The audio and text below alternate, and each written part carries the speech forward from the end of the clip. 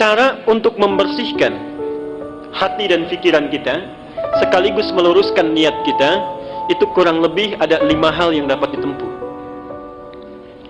Terutama mohon ibu bapak ya, tolong perhatikan yang 5 ini dan amalkan, aplikasikan, contohkan kepada anak cucu kita. 1, caranya dengan banyak membaca dan mengkaji Al-Quran. Di antara fungsi membaca dan memahami bacaan Quran itu adalah salah satunya membersihkan penyakit-penyakit yang ada di dalam jiwa kita. Ada 2 jenis penawar. 1, penawar obat fisik, dikenal dengan dawa. Penyakitnya daun, obatnya dawa. Jadi kalau kita berobat ke dokter, diberikan resep, kemudian obatnya berbentuk kapsul atau tablet, itu dalam bahasa Arab dinamakan dawa, obat fisik.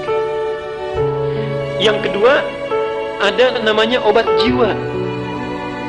Dan obat bagi penyakit yang memang sudah tidak bisa ditangani lagi oleh makhluk.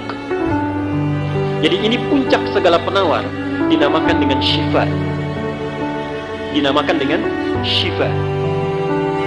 Quran itu di antara fungsinya adalah menjadi syifa, penawar, obat, penghilang penyakit-penyakit yang ada di dalam jiwa, sekaligus mampu menyembuhkan penyakit fisik yang sudah tidak bisa lagi ditangani oleh dawa. Apa dalilnya? Harus ada dalil ya. Quran surat Al-Isra, surat 17 ayat ke-82. Quran surat Al-Isra, surat 17 ayat 82. Wa nunazzilu minal Qur'ani ma huwa shifaa'un wa rahmatun lil mu'minin. Wa nunazzilu minal Qur'an, dan kami jadikan, kami turunkan di antara ayat-ayat Quran itu yang bila sering dibaca, dipahami dengan baik, diamalkan kandungannya, itu bisa membersihkan jiwa, menjadi penawar bagi penyakit-penyakit jiwa yang sering meresap ke dalam diri kita.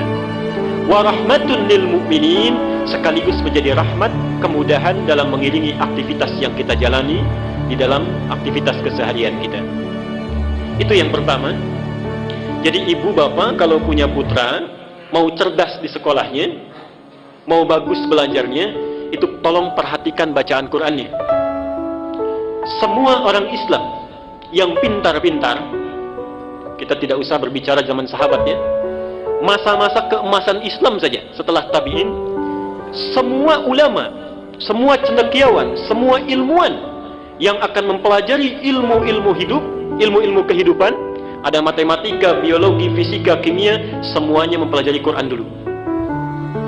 Ibnu Sina, Al-Kindi, Al-Farabi, Al-Ghazali, Ibnu Rushdi, Al-Khawarizmi, Al-Bantani, Al-Bituni, semuanya dari Quran dulu.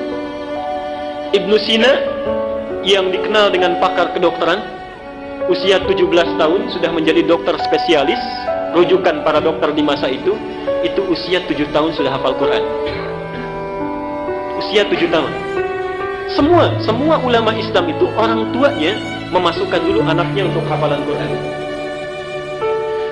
Apa di antara keunggulannya? Orang-orang yang hafal Quran itu rata-rata ingatannya terbuka, kecerdasannya meningkat. Ibnu Sina itu dikenal hampir sulit lupa. Dan kalau lupa, itu tidak membuka buku, Pak, Ibu. Datang ke masjid, sholat 2 rakaat, itu ingat kembali. Ibnu Sina. Kita hampir mirip ini. Cuma bedanya kalau kita sholat, semua ingat. Ingat, saya sampaikan 3 amalan yang sifatnya sangat unik karena saling bertentangan. Ini 3 ibadah, saking uniknya pahalanya besar. 1, ibadah yang bila dilakukan tidak melahirkan rasa bosan, tapi cepat mendatangkan kantuk.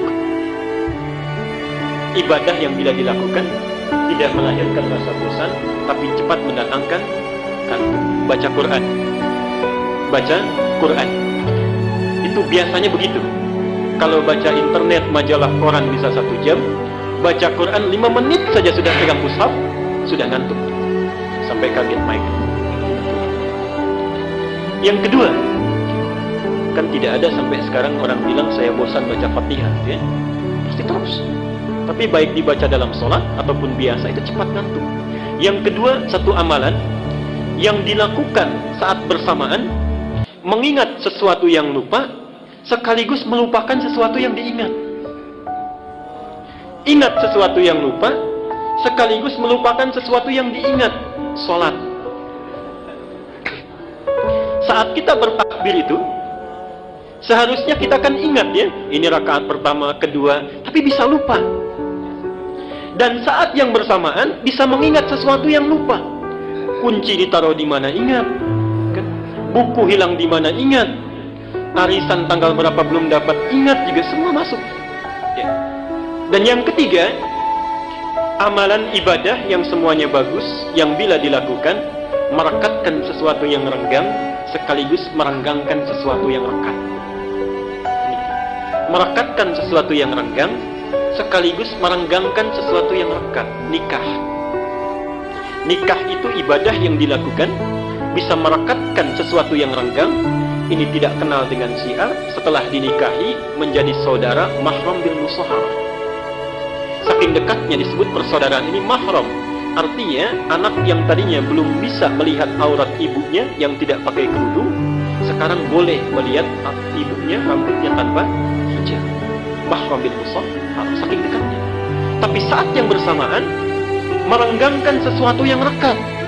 Coba lihat, ada anak perempuan dikandung, berat ibunya mengandung, dilahirkan berjuang hidup dan mati, diasuh, nakal, menanggung malu, dibawa ke pesta mempermalukan, dibawa ke masjid main-main, kan? Setelah dewasa, tumbuh cantik, belum genap, belum sempat dipetik buahnya, sudah dibawa oleh orang lain yang baru dikenalnya.